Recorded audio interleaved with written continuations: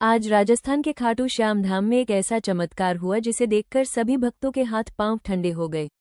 अपने भक्तों को बचाने के लिए खाटू श्याम बाबा स्वयं प्रकट हो गए। कहानी शुरू होती है एक छोटे से गांव से, जिसका नाम है प्रेमपाल का गांव, जो सीकर जिले के पास स्थित एक छोटा कस्बा है। यहाँ लोग अपनी खेती बाड़ी से गुजारा करते थे। प्रेमपाल की उम्र लगभग 25 साल थी, लेकिन उसके चेहरे पर थकान की लकीरें ऐसी थीं जैसे वो 50 साल का हो। उसकी आंखों में एक उदासी छिपी रहती थी, जो उसके जीवन की कठिनाइयों की कहानी बयान करती थी। प्रिय भक्तों, आधा अधूरा ज्ञान सुनना या छोड़ देना पाप का कारण बनता है, इसलिए इस घटना को अंत तक अवश्य देखें। अगर आप भी खाटू श्याम के सच्चे भक्त हैं, तो इस वीडियो को लाइक, सब्सक्राइब और शेयर जरूर करें। साथ ही कमेंट में लिखें, हरे का सहारा, खाटू श्याम बाबा हमारा। प्रेमपाल का परिवार छोटा था। उसकी पत्नी खुशी घर की देखभाल करती थी और उनका 4 साल का बेटा रवि था। हालांकि रवि के चेहरे पर हमेशा एक चमक रहती थी, जो प्रेमपाल की उदासी को कुछ हद तक कम कर देती थी। प्रेमपाल एक किसान था, लेकिन पिछले 2 साल से सूखा पड़ा हुआ था। फसलें मुरझा रही थीं, कुएं सूख रहे थे और कर्ज का बोझ इतना बढ़ गया था कि रातों को उसे नींद नहीं आती थी। बैंक का ऋण और ब्याज सभी प्रेमपाल के कंधों पर थे, लेकिन सबसे बड़ा दर्द थी रवि की बीमारी। रवि को एक अजीब बीमारी हो गई थी। डॉक्टर कहते थे कि ये दुर्लभ रोग है, खून में कोई कमी जो हड्डियों को कमजोर कर रही थी। इलाज के नाम पर दवाइयां आती, लेकिन कोई फायदा नहीं होता। रवि की टांगें इतनी कमजोर हो गई थीं कि वो चल नहीं पाता था।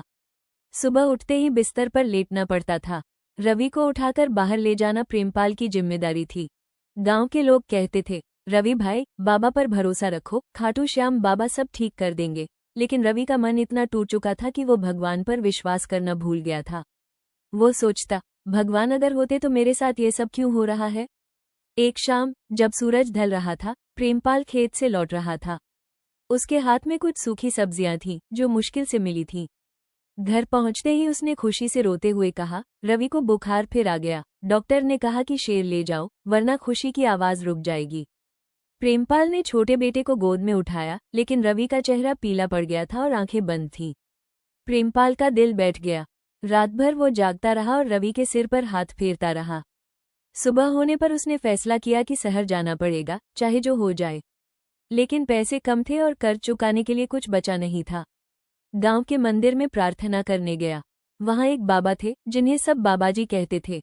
बाबाजी ने प्रेमपाल की आंखों में देखकर कहा, बेटा, तू दुख में डूबा है, लेकिन याद रख, श्याम बाबा के दरबार में हर दुख का समाधान है। खाटू जाकर मन्नत मांगो और देखो चमत्कार होगा। प्रेमपाल ने हंसकर टाल दिया, लेकिन रात्रि को उसे सपने में एक नीला घोड़ा दिखाई दिया, जिस पर एक योद्धा सवार था। योद्धा ने कहा, आज प्रेमपाल, मैं तेरा इंतजार कर रहा हूँ। छोटे लाल चुनकर उठे, वही योद्धा खाटू श्याम बाबा थे।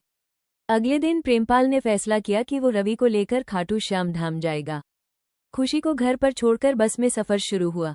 यात्रा लंबी थी, सीकर से खाटू लगभग 100 किलोमीटर।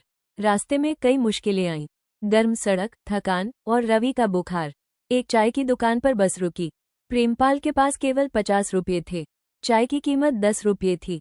उसने सोचा, रवि के लिए दूध लूं, लेकिन दुकानदार ने कहा, भाई साहब, दूध खत्म हो गया।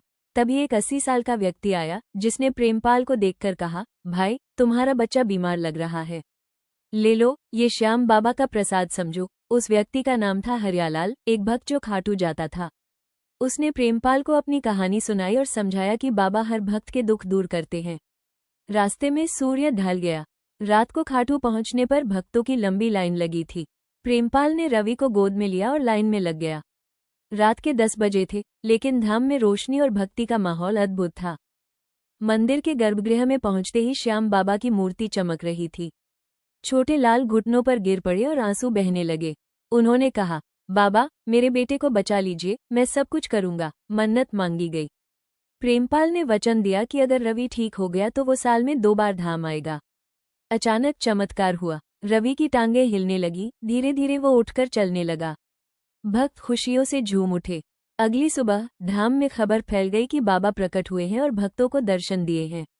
रवि अब ठीक था। प्रेमपाल और उसकी पत्नी खुशी से झूम उठे। भक्तों ने कहा, बाबा ने चमत्कार किया। सभी प्रेम से बोले, जय श्री श्याम, हरे का सहारा, बाबा श्याम।